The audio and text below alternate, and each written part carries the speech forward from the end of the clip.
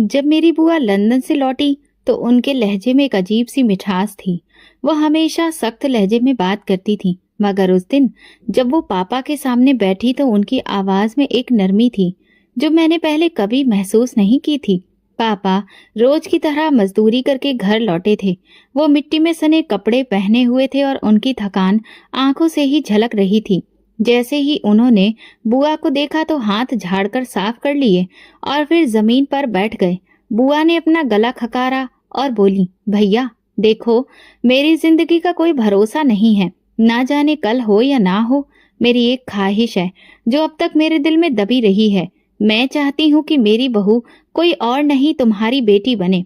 पापा की आंखों में ये सुनते ही चमक आ गई। मेरा दिल जोर जोर से धड़कने लगा। माँ ने चूल्हे से हाथ खींचकर बुआ को हैरत से देखा। बुआ ने आगे बढ़कर मेरे सिर पर हाथ रखा। ये बहुत ही प्यारी बच्ची है।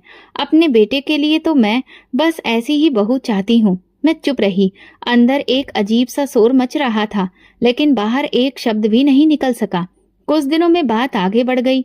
मेरी बुआ के बेटे जो लंदन में रहते थे, उनके वीजा और कागजात की बातें हुई। शादी की तारीख भी तय कर दी गई, लेकिन विदाई के बारे में बुआ ने साफ तौर पर कहा, विदाई तो उसी दिन होगी जब उसका पासपोर्ट और वीजा सब कुछ तैयार हो जाएगा। मैं अपनी बहू को फिर सीधा लंदन लेकर जाऊंगी और दुल्हन बनाकर ले जाऊंगी। सबको ये बात बहुत अच्छी लगी। हमारे जैसे गरीब लोग जो दिन भर की दिहाड़ी में अपना गुजारा करते हैं, उनके लिए ये सब कुछ एक सपने के जैसा था।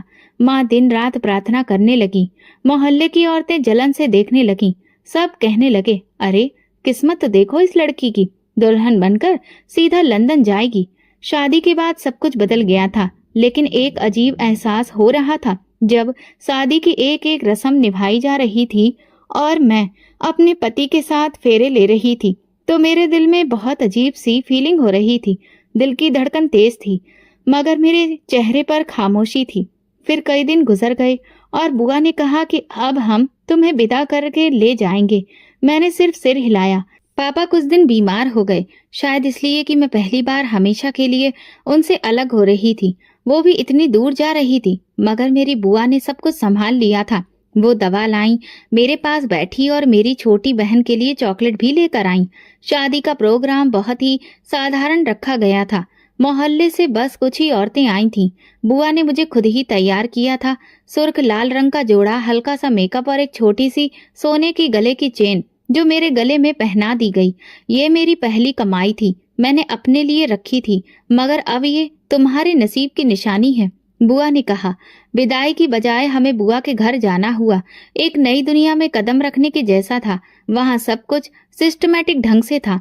एक कमरा जो खास मेरे लिए तैयार किया गया था, सफेद पर्दे, खुशबूदार मोमबत्तियां और बिस्तर पर गुलाब की पंखुड़ियां। पहली रात मेरी बुआ मेरे साथ ही रही।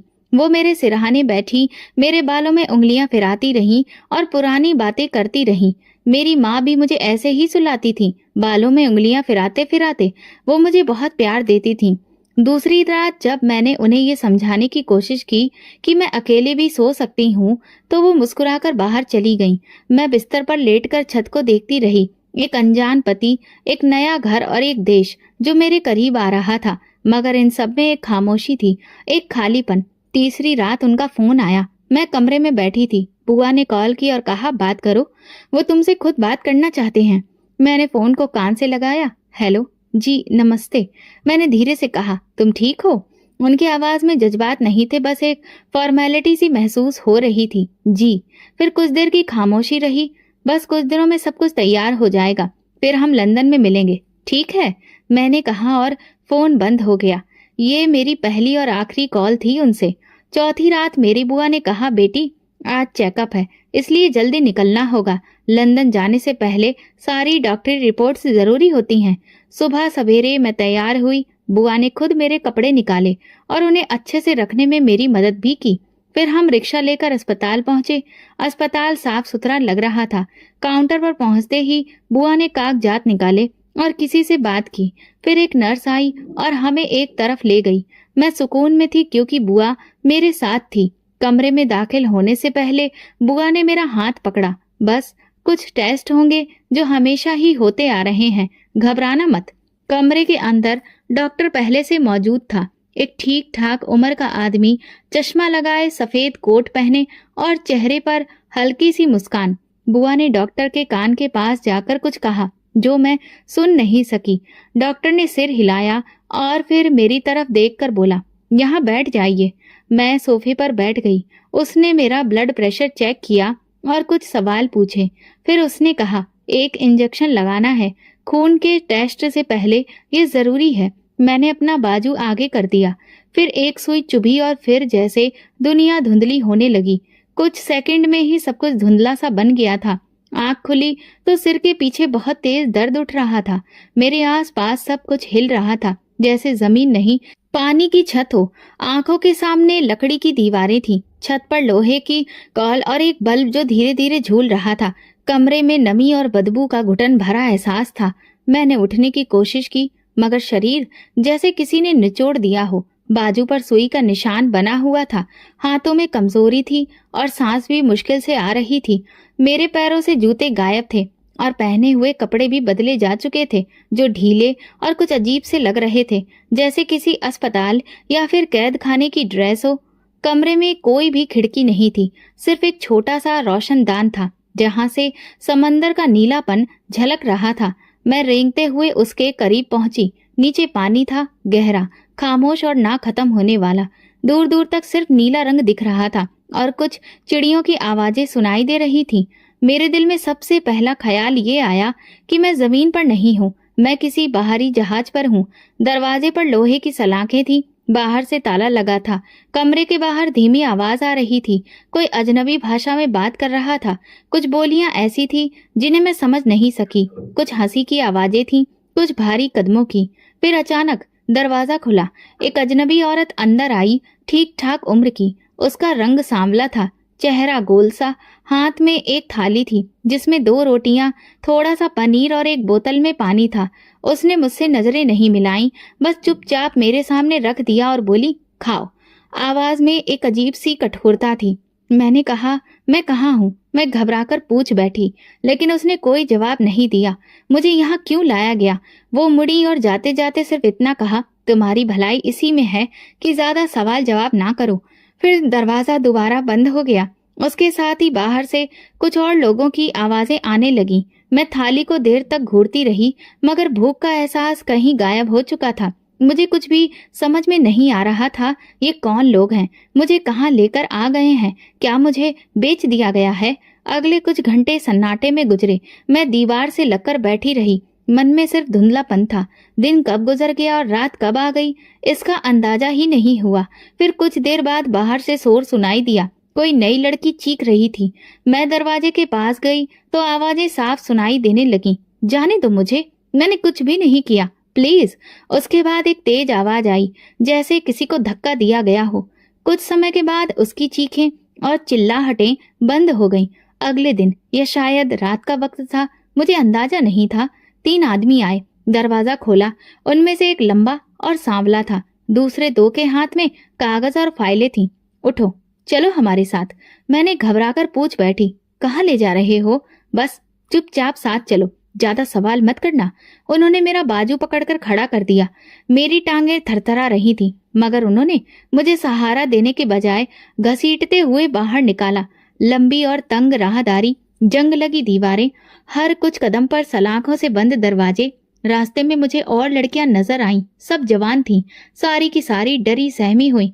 कोई हाथ बांधे बैठी थी, कोई आंखें बंद किए लेटी हुई। मुझे एक बड़े कमरे में ले जाया गया। वहां कुछ टेबल थी, एक कंप्यूटर और वो आदमी जो मेरी फाइल देख रहा था। उम्र 21 साल, शादीशुदा। हाँ, उन्होंने एक दूसरे की तरफ देखा। फिर एक ने दूसरे से अंग्रेजी में कहा, मार्केट वैल्यू ठीक है। मैं कुछ ठीक से समझ नहीं पाई, सिर्फ वो शब्द मार्केट वैल्यू मेरे दिमाग में अटक गया। उन्होंने मुझे दोबारा कमरे में वापस छोड़ दिया। जाते जाते उनमें से एक ने दरवाजे पर मौजूद सलाखों पर जोर से हाथ मार कर कहा, आज रात पहरा बहुत सख्त होगा, तैयार रहना। तैयार? भला किस चीज के लिए? मेरी आंखों से आंसू नहीं निकल रहे थे, जैसे शरीर ने हर एहसास को शून्य कर दिया हो। मैं बस बैठ गई, हाथों में चेहरा छुपाकर। फिर मुझे वो दिन याद आया जब मैं अपनी बुआ के साथ अस्पताल गई थी। तब शायद मेरी किस्मत नहीं बदली थी, बल्कि मेरी कीमत लगाई जा रही थी। फिर याद आया उनका कहना था, ये मेरी जिम्मेदारी है। ये उनकी जिम्मेदारी थी मुझे बेच देना। मेरे सवाल का जवाब साधारण था, मगर उसका सच बहुत भारी था। हाँ, मुझे बेचा गया था। कमरे के बाहर कदमों की आहट सुनाई दी। अब तो ये रोज का हो चुका था। दिन में 2 या 3 बार कोई आता, पानी या रोटी फेंक कर चला जाता, मगर आज कदमों की रफ्तार कुछ अलग ही सुनाई दे रही थी, जैसे कोई बहुत जल्दबाजी में हो। दरवाजा खुला, 3 आदमी अंदर दाखिल हुए। उनमें से एक वही था जो पहले दिन मेरी फाइल देख रहा था। बाकी 2 के चेहरे नए थे। एक ने खामोशी से मेरी तरफ एक लिफाफा बढ़ाया, फिर तीनों बिना कुछ कहे वहां से वापस मुड़ गए। दरवाजा बंद हुआ, फिर वही अजीब सी आवाजें। मैंने लिफाफा हाथ में लिया, उंगलियों से खोला। अंदर एक चिट्ठी थी, नीली कलम से लिखी हुई। जैसे जैसे मैं पढ़ती गई, आंखें कागज पर जम गईं, मगर जो शब्द लिखे थे वो दिल पर छुरियों की तरह उतरते चले गए। हेलो, मुझे पता है कि तुम ये पढ़कर सदमे में आ जाओगी, मगर अब मेरे पास तुमसे छुपाने को कुछ भी नहीं बचा है। तुम्हें अब सब कुछ सच जान लेना चाहिए। मेरी माँ यानी तुम्हारी बुआ लंदन में बहुत बीमार थी। उनके इलाज के लिए बहुत पैसे चाहिए थे, इतने कि मेरे बस के बाहर थे। मैंने आंखें बंद कर ली। दिल चाहा कि अब आगे पढ़ना बंद कर दूं, लेकिन हाथ रुक नहीं पाए। ये वो वक्त था जब हमें एक मौका दिया गया, एक ऐसा रास्ता जिससे हमें पैसे भी मिलते और तुम्हारा नाम भी छुपा रहता। माँ ने कहा वो बहुत अच्छी है, शरीफ है, और सबसे बड़ी बात उसके लिए पूछने वाला भी कोई नहीं है। मेरी उंगलियां कांपने लगीं। मैं आगे शब्द पढ़ने ही जा रही थी, लेकिन जैसे हाथ इनकार कर रहे थे। मैंने तुम्हें बेच दिया। ये लिखना आसान नहीं है, लेकिन सच यही है। मैंने तलाक के कागजों पर दस्तखत कर दिए हैं और तुम्हें भेज दिया है। अब तुम आजाद हो। इस कैद में अब तुम्हें कोई नहीं पहचानेगा। तुम्हारी कीमत लगी और बहुत अच्छी लगी। ये जुमला आखिरी कतरा था। बस थैंक यू कहना था तुमने। मेरी माँ की जान बचा ली। तुम्हें शायद मुझसे नफरत हो रही होगी, मगर सच कहूं, मुझे तुमसे कभी मोहब्बत नहीं हुई थी। तुम सिर्फ एक समाधान थी, एक सौदा। चिट्ठी मेरे हाथ से छूटकर जमीन पर गिर गई। मैं देर तक दीवार से टिककर बैठी रही। बाहर समंदर की आवाज आ रही थी, जैसे वो भी मेरे हाल पर मातम कर रहा हो। कमरे की हवा कुछ भारी हो गई थी। रोशनदान से आने वाली रोशनी भी अब धीमी पड़ चुकी थी। वो चिट्ठी जो मेरे हाथ में थी अब एक रसीद लग रही थी, मेरी बर्बादी की कानूनी रसीद। रात गए किसी ने दरवाजे पर दस्तक दी। मैंने कोई जवाब नहीं दिया। फिर दरवाजा खुला, एक लड़की अंदर दाखिल हुई। वो शक्ल से बंगाली लगती थी, बाल उलझे हुए, कपड़े भी अजीब से। तुमको भी चिट्ठी दी गई? उसने पूछा। मैंने सर हिला दिया। मेरे पति ने तो वीडियो भेजा था, उसमें वो हंस रहा था, कह रहा था बचपन की दोस्ती का कर्ज उतारा है, तुझे बेचकर अपना वादा पूरा किया है। वो हंसने लगी, बेआवाज, जैसे हंसी नहीं पागलपन हो। मैंने उससे पूछा, ये सब कब तक चलेगा? वो बोली, जब तक हम बिकने के काबिल हैं, फिर हमें फेंक दिया जाएगा। अगले 3 दिन में लड़कियों को ले जाया गया। एक लड़की ने विरोध करने की कोशिश की तो उसके मुंह पर थप्पड़ों की बारिश हो गई। उसे घसीट कर ले जाया गया। बाकी सब पत्थर बनी बैठी रहीं, जैसे हर किसी को अपनी बारी का इंतजार हो। दोपहर के वक्त दरवाजे के नीचे से एक नई चप्पल फेंकी गई। उस पर मेरा नाम लिखा था, साथ में एक यूनिट नंबर भी। मैंने चप्पल नहीं पहनी। मुझे सिर्फ अपना नाम देखकर यह एहसास हुआ कि अब मैं कोई इंसान नहीं, सिर्फ एक यूनिट हूँ। शाम को एक आदमी आया, सफेद वर्दी में, हाथ में फाइल। उसने कहा, तैयारी रखो, कल सुबह तुम्हें शिफ्ट करना है। कहाँ? मैंने पूछा। वहीं जहाँ तुम्हारी कीमत के मुताबिक जगह होगी। फिर वो चला गया। सुबह होने से पहले ही मुझे जगह दिया गया। 2 मर्द कमरे में आए। एक के हाथ में वर्दी जैसे कपड़े थे, दूसरे के हाथ में छोटा सा बैग। उन्होंने कहा, ये लो, पहन लो। कोई सवाल नहीं। वो दरवाजे पर इस तरह खड़े हो गए जैसे अगर मैं मना करूं तो जबरदस्ती करेंगे। मैं खामोशी से वो ड्रेस पहन ली। सर पर नकाब डाला गया जो आधे चेहरे को ढक रहा था। बैग में मेरे वही पुराने कपड़े थे जो शायद पहले दिन बदल दिए गए थे, एक कोने में दबे हुए, जैसे मेरा अतीत अब एक बोझ हो गया हो। कुछ ही देर के बाद मुझे एक कश्ती में बिठाया गया। 3 और लड़कियां साथ में थीं। सब चुपचाप। कश्ती कुछ घंटे चली, फिर एक बंदरगाह पर उतारा गया। वहां पहले से एक वैन मौजूद थी। दुबई की सड़कों पर वो वैन चलती रही। खिड़की से बाहर देखने की हमें इजाजत नहीं थी। वैन में एक और औरत भी थी जो बार बार कह रही थी, चुप रहना, यहाँ कोई सवाल नहीं करना। कई घंटे बाद एक बड़ी सी इमारत के सामने गाड़ी रुकी। बाहर से आम सा होटल लगता था, मगर अंदर एक और ही दुनिया थी। स्वर्ग जैसा कालीन, शीशे की लिफ्ट, चमकते हुए फर्श और एंट्रेंस पर 3 अलग अलग भाषा बोलने वाले लोग। हमें पीछे के दरवाजे से ऊपर ले जाया गया। एक लंबा रास्ता जहाँ दरवाजों पर नंबर लिखे थे, मगर कोई नाम नहीं। मुझे कमरा नंबर 408 दिया गया। कमरा साफ सुथरा था, लेकिन बेरंग। एक बेड, एक कुर्सी, एक अलमारी। दीवार पर एक कैमरा लगा हुआ था, बिल्कुल कोने में। ये क्या है? मैंने दरवाजा बंद करने वाले से पूछा। सिक्योरिटी, यहाँ हर चीज की मॉनिटरिंग होती है। फिर वो हंसकर बोला, जैसे तुम्हारे सुलूक की। फिर दरवाजा बंद किया और चटकनी लगा दी। शाम तक कोई नहीं आया। फिर अचानक इंटरकॉम बजा। एक आवाज आई, कमरा नंबर 408 तैयार रहो, विजिटर आ रहा है। मैं चौंक गई। विजिटर? किस लिए? थोड़ी देर बाद दरवाजा खुला। एक अरब शख्स अंदर आया, उम्र करीब 40, सफेद कपड़े, सोने की अंगूठियां और एक महंगा सा परफ्यूम। एक लम्हे के लिए वो रुका, मुझे सर से पांव तक देखा, फिर बोला, इसे मेरे कमरे में भेजो। फिर वो मुड़ा और बाहर चला गया। गार्ड ने एक दूसरे की तरफ देखा, फिर एक ने मुझसे कहा, चलो ज्यादा वक्त बर्बाद मत करो। मैंने कदम पीछे खींचे। कहाँ? क्यों? यहाँ क्यों? इजाजत नहीं है यहाँ पर। इनकार की। तुम्हें वहीं जाना है जहाँ बुलाया जाएगा। मैंने सिर्फ एक शब्द कहा, नहीं। गार्ड आगे बढ़ा, मेरा बाजू पकड़ा और कहा, समझदारी इसी में है कि चुपचाप साथ चलो। अगर शोर किया तो अगली फ्लाइट में बांग्लादेश भेज दी जाओगी। मैं मजबूर होकर उसके साथ चलने लगी। वो मुझे होटल के एक और फ्लोर पर ले गया, जहाँ पर दरवाजे की पट्टी पर लिखा था VIP स्वीट। दरवाजा खुला, मैं अंदर दाखिल हुई। वही अब आदमी सोफे पर बैठा था, एक हाथ में सिगार, दूसरे में मोबाइल। मेरी तरफ देखे बिना बोला, तुम भारत से हो? मैंने सिर हिलाया। आवाज नहीं निकली। चलो अच्छा है, पर सुकून और खामोश। मुझे खामोश लड़कियां पसंद हैं। फिर उसने घंटी बजाई। एक नौकर आया और उसने अरबी में कुछ कहा। नौकर मेरे लिए एक ड्रिंक ले आया, शायद जूस। पियो, तुम्हारा दिन लंबा गुजरा है। मैंने गिलास हाथ में लिया, मगर पिया नहीं। शेख ने हंसते हुए कहा, पहली बार हो, कोई बात नहीं, तुम्हें आदत हो जाएगी। मैंने उस दौरान सिर्फ एक काम किया, गिलास जमीन पर फेंक दिया। मैं कोई चीज नहीं हूँ जिसे आदत बना लिया जाए। शेख खड़ा हुआ और गार्ड को बुलाया, इसे नीचे वापस लेकर जाओ, ये अभी तैयार नहीं है। मुझे दोबारा कमरा नंबर 408 में वापस लाया गया और दरवाजा बंद कर दिया गया। अगले दिन एक और लड़की आई, वो भी भारतीय थी। हमने कुछ देर खामोशी में वक्त गुजारा। फिर वो बोली, यहाँ रहना है तो समझौता करना पड़ेगा। जिसने मुंह खोला वो अगले जहाज में होती है, पता भी नहीं चलता कहाँ गई। मैंने पूछा, कोई बचा है यहाँ से? सुना है एक लड़की दुबई पुलिस तक पहुंच गई थी, मगर उसके बाद वही पुलिस वाले गायब कर दिए गए। हमने खिड़की से बाहर देखा। नीचे एक स्विमिंग पूल था और कुछ लड़कियां तैराकी कर रही थीं, वही यूनिफॉर्म में, वही बेजान चेहरों के साथ। ये होटल नहीं, बाजार है। यहाँ सब कुछ बिकता है, बस कीमत तय होना बाकी होती है। वो लड़की बोली और फिर खामोश हो गई। रात को दरवाजे के नीचे एक पर्ची फेंकी गई। उस पर लिखा था, तुम्हारा अगला ग्राहक 8 बजे पहुंचेगा, तैयार रहो। मैंने पर्ची को देखा और दिल ही दिल में फैसला किया, मैं यहाँ रहूं या ना रहूं, लेकिन जो कुछ भी मेरे साथ हुआ वो मैं किसी और के साथ नहीं होने दूंगी। ये अंधेरे हमेशा नहीं रहते। उसी दिन होटल में कुछ गैर मामूली हलचल थी। स्टाफ तेजी से इधर उधर भाग रहा था। दीवारों पर लगी लाइटें साफ की जा रही थी। लॉबी में नए फूल लगाए जा रहे थे।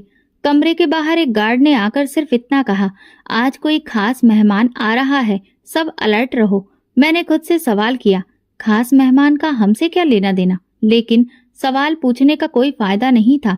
शाम को दरवाजा खुला। एक नई पोशाक लाई गई, सफेद और नीले रंग की, खूबसूरत लेकिन साधारण। उसके साथ एक नोट था, ये पहनो, आज तुम्हें नीचे बुलाया जा सकता है। मैंने उस ड्रेस को वहीं रख दिया। किसी नोट या आदेश की अब मेरे लिए कोई अहमियत नहीं थी। मैं वही पहन रही थी जो मेरे शरीर पर था। 8 बजे के करीब इंटरकॉम बजा, कमरा नंबर 408 तैयार हो जाओ, विजिटर तुम्हें देखना चाहता है। मैंने कुछ नहीं कहा, खामोशी से दरवाजे के सामने खड़ी हो गई। दरवाजा खुला। गार्ड ने मुझे नीचे ले जाने का इशारा किया। मैं उनके साथ लिफ्ट में सवार हुई। लिफ्ट का शीशा साफ था और नीचे जाते हुए पहली बार मैंने खुद को पूरी तरह से देखा। सूखा हुआ चेहरा, आंखों के नीचे हल्के काले घेरे और वो चेहरा जो अब अपना नहीं लगता था।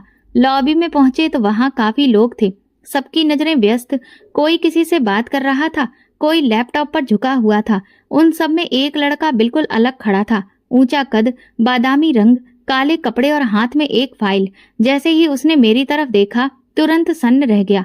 उसके हाथ से फाइल नीचे गिर गई और आंखें मुझ पर जम गईं। गार्ड ने इशारा किया, यही है, देख लो। वो मेरे पास आया, बहुत धीरे से, जैसे किसी सपने की तरफ बढ़ रहा हो। ये तुम हो? उसने धीरे से कहा, जैसे खुद से पूछ रहा हो। मैंने कुछ नहीं कहा, बस नजरें झुका ली। मेरा नाम रोहन है, वो बोला। मैं दुबई में एक टेक्सटाइल बिजनेस का मालिक हूँ। मैं यहाँ किसी और काम से आया था, मगर जैसे ही तुम्हें देखा वो रुक गया। फिर जेब से तस्वीर का एक फ्रेम निकाला और मेरे सामने रखा। ये देखो। तस्वीर में एक लड़की बच्चों के साथ खेल रही थी। कपड़े मिट्टी से सने हुए थे, हंसती हुई, बाल बिखरे हुए, और वो चेहरा वही मेरा चेहरा था। ये तस्वीर 2 साल पहले इंडिया के एक गांव में ली गई थी। वहां मैं बिजनेस के सिलसिले में गया था। तब मैंने ये तस्वीर ऐसे ही ले ली थी, लेकिन बाद में ये मेरी हर फाइल, हर लैपटॉप, हर एल्बम का हिस्सा बन गई। मैंने तस्वीर को ध्यान से देखा और जैसे याद आया वो दिन जब मैं बच्चों को खेलना सिखा रही थी। तब जिंदगी साधारण थी, भले ही मुश्किल थी, मगर आजादी थी। मैंने कभी सोचा नहीं था कि वही चेहरा एक दिन यहाँ इस हालत में, इस जगह पर देखूंगा। फिर उसने इधर उधर देखा और धीरे से आवाज में बोला, यहाँ सब ठीक नहीं है, मुझे मालूम है, मगर मुझे ये भी मालूम है कि अगर मैं कुछ ना करूं तो शायद तुम कल तक यहाँ ना रहो। मैंने पहली बार उसकी आंखों में देखा। वहां खौफ भी था, हमदर्दी भी, और कुछ और। शायद वही एहसास जो बरसों पहले मेरे बाप की आंखों में होता था, जब वो काम से आकर मुझे अपनी गोद में बिठाता था। तुम कुछ नहीं कर सकते, मैं धीरे से बोली। ये जगह सिर्फ शरीर मांगती है, आवाज नहीं सुनती। मैं कुछ ना कुछ जरूर करूंगा, उसने अटल लहजे में कहा। मुझे पता है यहाँ और भी लड़कियां हैं। मैं पुलिस से बात करूंगा, मीडिया में आवाज उठाऊंगा। तुम बस हिम्मत मत हारना। उसी पल एक गार्ड पास में आया। वक्त पूरा हो गया है, चलिए। रोहन ने तुरंत एक कार्ड मेरी तरफ बढ़ाया। इस पर मेरा नंबर है, जैसे ही मौका मिले फोन करना या कोई मैसेज भेजना। अगर कुछ ना कर सको तो किसी को ये दे देना, मैं समझ जाऊंगा। मैंने कार्ड ले लिया और बगैर कुछ कहे दोबारा लिफ्ट में चढ़ गई। ऊपर पहुंचकर जब दरवाजा बंद हुआ तो मैं कार्ड को देखती रही। Rohan Khanna, director, Raman textile, UAE. ये कोई सपना नहीं था। पहली बार ऐसा लगा कि शायद कोई बाहर वाकई मेरी हालत को समझ पाया है। उस रात सोने से पहले मैंने वो कार्ड अपने तकिए के नीचे रख दिया और बरसों बाद पहली बार दिल से एक सच्ची प्रार्थना निकली। अगले दिन वो दोबारा आया, मगर इस बार ना किसी विजिटर कार्ड के साथ, ना गार्ड के साथ। एक नौकर ने मेरे दरवाजे पर दस्तक दी। नीचे जाना है, मेहमान आए हैं। दिल में हल्की सी उम्मीद जगी। मैंने धीरे से कार्ड जेब में रखा और गार्ड के साथ नीचे चली गई। लॉबी में पहुंचकर देखा वो वहीं खड़ा था, रोहन। इस बार उसकी आंखों में कल जैसा एहसास नहीं था, एक फैसला था। उसने कुछ नहीं कहा, बस मुझे देखा। मैं समझ गई वो अब कुछ कर चुका है या करने वाला है। हमारी आंखें मिली ही थी कि होटल की पिछली तरफ अचानक एक शोर हुआ। लोग भागते हुए लॉबी से गुजरे। एक नौकर ने रिसेप्शन के फोन से कॉल करने की कोशिश की, मगर रोहन ने आगे बढ़कर फोन की तार खींच ली। पुलिस आ रही है, सब कुछ बंद करो, किसी ने अरबी में चिल्लाकर कहा। 2 लम्हों में होटल की फिजा ही बदल गई। दरवाजे बंद किए जाने लगे, गार्ड भागते नजर आए। मैं पीछे हट गई। रोहन ने तुरंत आकर मेरा हाथ पकड़ा। यहीं रहना, कोई भी आए तुम बिल्कुल चुप रहना। वो सीधा बाहर की तरफ भागा। कुछ लम्हे गुजरे थे कि बाहर से गाड़ियों के दरवाजे खुलने और बंद होने की आवाज आई। फिर एक जोरदार आवाज, जैसे कुछ टूटा हो। मैं वहीं खड़ी रही। 2 पुलिस वाले अंदर आए, एक के पास कैमरा, दूसरे के पास वायरलेस। उन्होंने सबसे पहले रिसेप्शन के कंप्यूटरों को अपने कब्जे में लिया। 2 lady police officer hotel staff को रोक रही थीं और एक एक कैमरा चेक किया जा रहा था। एक ऑफिसर ने मुझे देखा और आकर पूछा, तुम कहाँ की हो? इंडिया की, मैंने जवाब दिया। नाम? पूनम। उन्होंने मेरी तरफ तस्वीर ली और एक लेडी ऑफिसर को आवाज दी, इसे ऊपर ले जाओ, बाकी लड़कियों को भी निकालो। जब हम ऊपर पहुंचे तो कमरा नंबर 405, 406, 409, 410 खोले जा चुके थे। हर कमरे से एक लड़की निकली, सबकी हालत कमजोर, आंखों में नींद और डर। कमरा नंबर 412 बंद था। दरवाजा खोला गया तो अंदर कोई नहीं था। सिर्फ एक बेड और एक खाली बोतल। एक अफसर ने सर हिलाया। ये जा चुकी है, शायद सुबह ही। कुछ देर में हम 7 लड़कियां नीचे मौजूद थीं। पुलिस ने सबकी फाइलें निकलवाई और हमें अलग गाड़ी में बिठा दिया गया। मैंने रोहन को देखा, वो बाहर खड़ा था, मोबाइल पर किसी से बात कर रहा था। उसने मेरी तरफ देखा और होठों से बस इतना कहा, तुम सुरक्षित हो। जब गाड़ी पुलिस स्टेशन पहुंची तो वहां पहले से 2 औरतें मौजूद थीं। हमें एक एक करके अंदर बुलाया गया। मेरे कमरे में एक टेबल, एक ऑफिसर और एक औरत बैठी थी। क्या तुम्हें यहाँ जबरदस्ती रखा गया था? ऑफिसर ने पूछा। जी, मुझे धोखे से यहाँ लाया गया था। क्या तुम्हें खरीदा गया था? मैंने सर झुकाकर कहा, हाँ। उन्होंने मेरे बयान को लिखा, कुछ तस्वीरें दिखाई जिनमें कुछ आदमी वही थे जो कमरों में आते थे। मैंने पहचान की और दस्तखत किए। एक और लड़की आई, शायद नेपाली। वो बोली मेरी बहन भी साथ थी, मगर उसे पिछले हफ्ते कहीं ले गए। उसके बाद से उसकी कोई खबर नहीं है। हमें एक कांस्टेबल के हवाले किया गया, जहां कुछ दिनों के लिए हमें सही सलामत रखा जाना था। हम जिस जगह पहुंचे वहां एक बड़े हॉल में हमें एक साथ रखा गया। एक सामाजिक कार्यकर्ता आई और बोली, आप सब में से जो भी अपने देश वापस लौटना चाहते हैं उनके लिए हम ठीक ठाक बंदोबस्त करेंगे, और जो कानूनी कार्रवाई करना चाहता है वो भी मुमकिन है। रात को हम 3 लड़कियां बिस्तर पर लेटी रहीं, खामोश। बाकी 4 को कहीं और भेजा जा चुका था। शायद उनके केस ज्यादा गंभीर थे, या शायद उनके पास कोई पहचान नहीं थी। मैंने रोहन का कार्ड अभी भी संभाल कर रखा था। अगले दिन उसने कांस्टेबल को कॉल किया। मैं उस लड़की से मिलना चाहता हूँ जिसे कल होटल से रेस्क्यू किया गया था। कांस्टेबल ने वक्त दिया और वो आया। उसने कहा, मैं तुम्हें यहाँ नहीं छोड़ सकता, मेरे घर में जगह है। मेरी माँ चाहती है कि तुम कुछ दिन हमारे साथ रहो। मैंने इनकार नहीं किया। किसी के साथ चलना भी एक रिस्क था, लेकिन उसने जो भी किया था उस पर अब मुझे शक नहीं रहा। 3 दिन बाद मैं उसके साथ उसके घर गई, और जब पहली बार किसी दरवाजे पर कदम रखा तो किसी ने कहा, बेटी अंदर आओ, तुम हमारे लिए अमानत हो, बोझ नहीं। वो पहली शाम थी जिसमें अंधेरा नहीं था। जब मैं उसके साथ घर में दाखिल हुई तो पहली चीज जो महसूस हुई वो खामोशी थी। लेकिन ये खामोशी वैसी नहीं थी जो पिछले कमरों में होती थी। यहाँ दरवाजे पर एक छोटा सा मंदिर रखा देखा था। दीवार पर माँ बाप की पुरानी तस्वीरें और आंगन में लगे फूल जो हवा के साथ हिल रहे थे। उसने धीरे से कहा, माँ, ये वही है। वो आ गई। एक 50 से 55 साल की औरत किचन से बाहर आई, हाथ में आटे की महक और आंखों में वो रोशनी जो मन की होती है।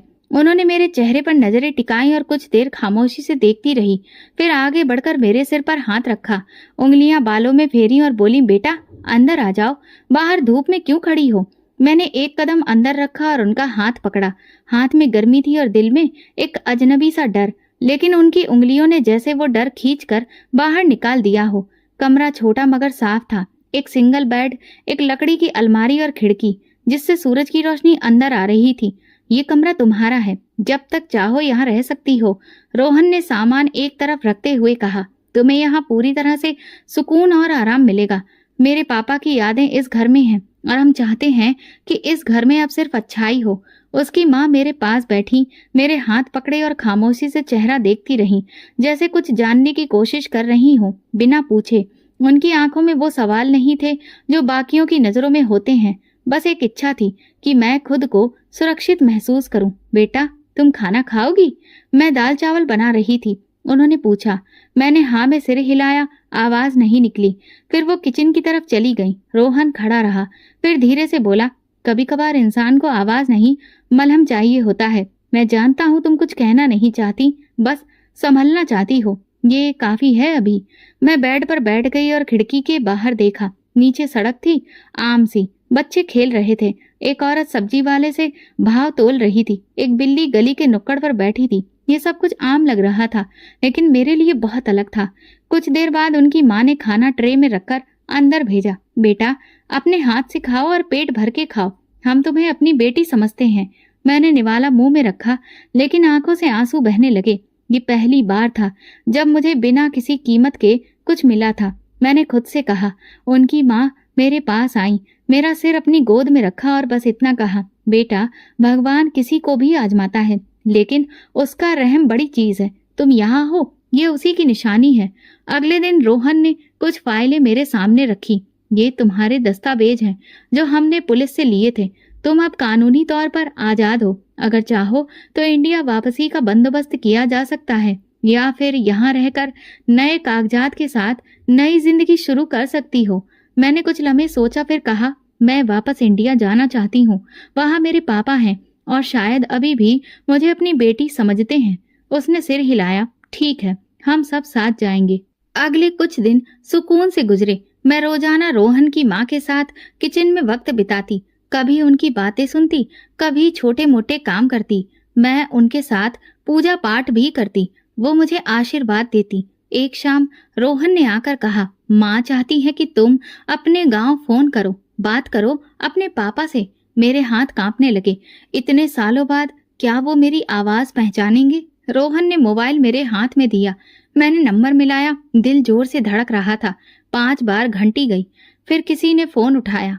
पापा, मैं पूनम। फिर खामोशी। मैं बोल रही हूँ, पूनम।